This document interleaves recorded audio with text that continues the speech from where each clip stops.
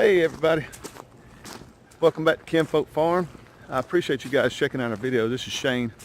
I got the week off for Christmas, so I'm really going to try to utilize as many of these days I got off as far as catching some of these critters. I know I said I wasn't going to make any trapping videos, or a lot of trapping videos, but I didn't say I wasn't going to make any.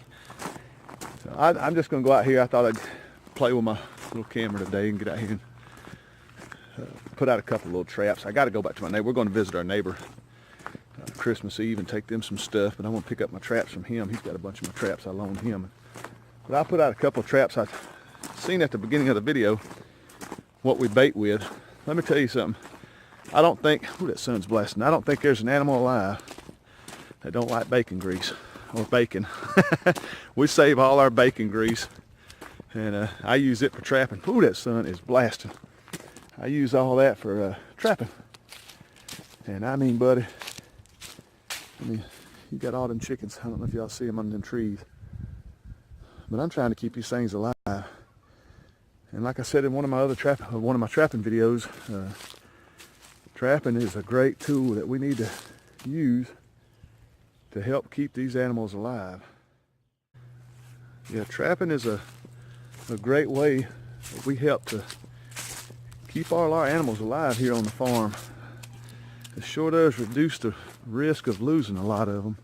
This time of year, the predators out here, the raccoons and the possums, they're really hungry. And it's winter time, they're trying to put on fat to get through the winter, and they're out just hunting. They're doing what they're supposed to do. But we do what we're supposed to do too, and we try to keep these birds alive. So we put out traps on the border. I'll trap right here behind my son's house, or my little guest house here. We'll trap right here. I put a couple traps out here, and I sort of move them around the property. Every week I go all the way around the property, put a couple here, put a couple there. That way I cover the whole perimeter of our property through the winter. And I'm telling you, come spring, all these little predators, they'll be having their babies, and they're gonna be hungry, and they get a lot less cautious. They will dig into your pen. They'll rip the fence off your pen, and that's about the time everybody starts raising their meat birds, and us as well. And they don't have the protection like they have in the big coop, our meat pens. They just have chicken wire on, and a raccoon rip right through that. So, and a lot of them, we only have a couple little roosts in there, and so a lot of them sleep right up against that fence, and a raccoon reach in there and just pull the heads off your chicken. So, I don't want to go on about it much longer, but get out there and put some traps out. Man, it sure does save you a lot of heartache, I tell you the truth. Let me get some traps out here and I'll put these things out.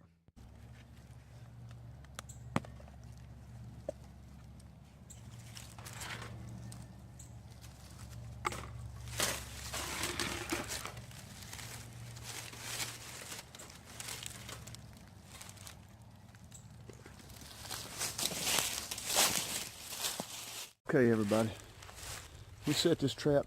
There's a swamp. I see there's a swamp. There's a pretty good little swamp back here on my neighbor's property.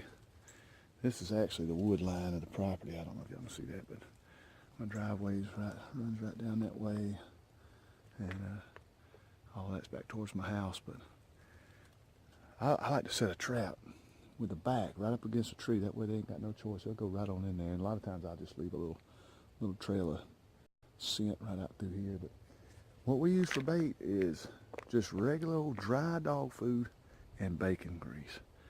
My brother taught me about this. He said a lot of people go all these lengths to come up with the greatest bait. There ain't nothing that don't like bacon. Bacon, bacon, bacon. Bacon grease, save it, use it for your traps, and this will help you weed out a lot of stuff on your property.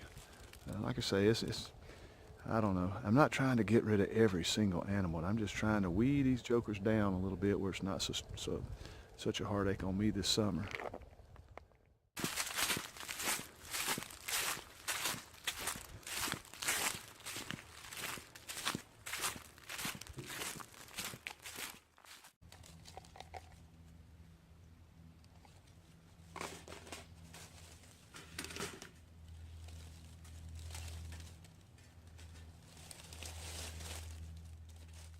All right, well, I want to show you guys something. One big reason why we trap is we got a swamp right here behind our house, and it is just full of raccoons and possums, foxes. I've been deer hunting, had red foxes come right up on me. Just water, water, water. Lots of raccoons. I know that sun is just blasting. But I mean, right there is my chicken coop. That's my backyard. My guest house, I know you can't see it, but take my word for it. My chicken coop is literally, it is right there. Right past that little food plot right there. There's a chicken coop and my guest house. And I mean, these jokers come right up.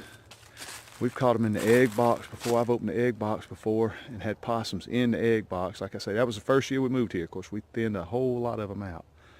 So we really don't hardly have any problems anymore, but we stay on top of it. Okay guys, I'm gonna get on out of here and we'll let these sit for a day or overnight. We'll start checking them every day. That's another thing. You got traps, stay on them. Check them every day. Don't leave the animals out there. That's pretty heartless, but we check them every day and make sure we don't have nothing set in there. So, but anyway, stick with us guys. We'll check these tomorrow and see what they look like. Hopefully we'll have a couple of raccoons or a couple of possums, something to thin out. Well, day one, first trap, nothing. Yep. Trap two, nothing. Day two, nothing. Day two, nothing. Maybe that's a good thing. Maybe we got a bunch of them beat back. Well, we're down here, day three. Still not a bite. I can't believe that, which is probably a good thing. I take it as a good sign we don't have a lot of raccoons back here. Just possums. Well, trap number two is empty as well. So, like I say, I take this as a pretty good sign that we got this area cleaned out like we want.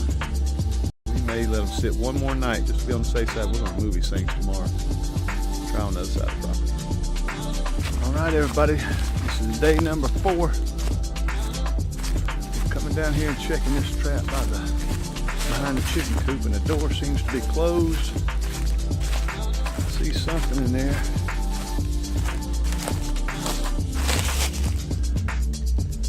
There's a chicken killer. He's asleep. All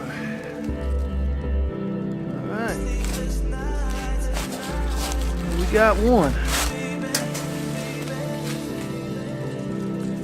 One old possum. All right, we'll go check another trap and see what it looks like. Well, trap number 2 is open. We're going to just keep it here for another day or two. I know we got a big rain coming in.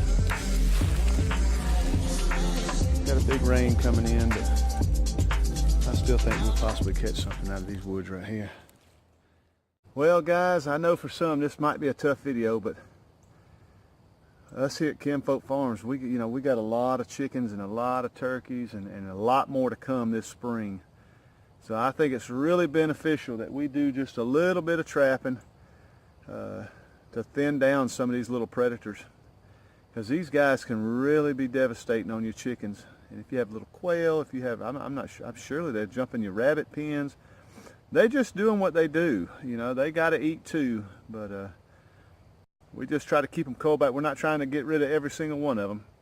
We're just trying to cull them back for when spring comes. Like I said earlier, they have their little babies. They are really, really going to come out looking for some food to feed those babies. And they will get into your chickens and really just give you a hard time. I see it so many times on YouTube and it drives me crazy. So I don't know if it's one of those things that's not talked about, but get out there and do some trapping and, you know, help yourself, help your little farm out. But I guess we'll see y'all guys on the next video. Do me a favor, subscribe, hit the like button, and we'll see you again on the next video.